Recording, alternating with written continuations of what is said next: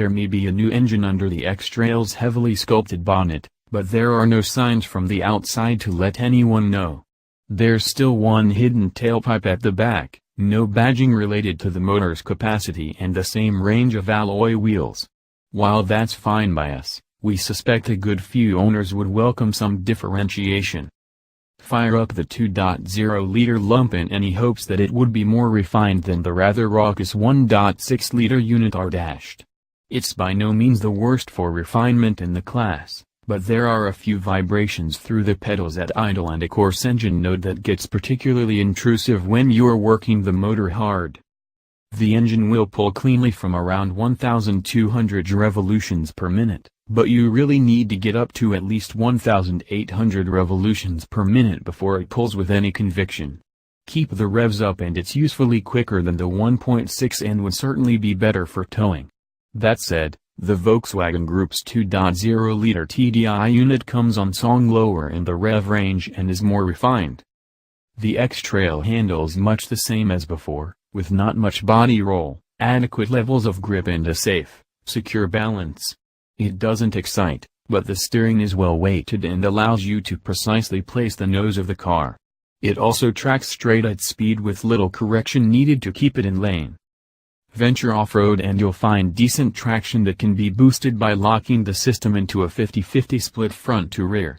Even left to its own devices, the variable split deals with fairly muddy ground and dirt roads without issue. However, if you regularly drive over heavily rutted ground, we'd look elsewhere, because of the X-Trail's shortage of axle articulation and ground clearance. In other words, it's not really much different to the vast majority of the competition.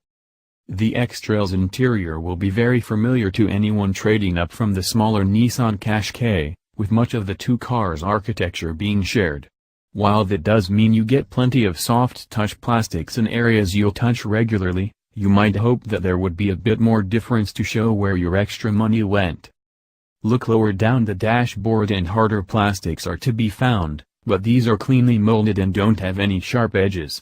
In the center of the dashboard is either a 5.0-in touchscreen on Ascenta models, the lowest trim available with the 2.0-liter engine, or a 7.0-in unit that adds a DAB radio, sat-nav and a 360-degree parking camera. Our test car had a larger screen.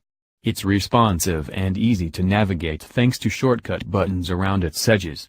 The screen's resolution is sharp enough, but the systems in the Kia Sorento and Skoda Kodiaq are more attractive. Dotted around the X-Trail's interior are various cubbyholes and storage areas which, combined with large door bins, would swallow a family's clutter with ease. The middle row of seats is certainly more commodious than that of the smaller Qashqai, and will easily take a pair of reasonably tall adults. The optional third-row seats are best left for short journeys, particularly small adults or children, though.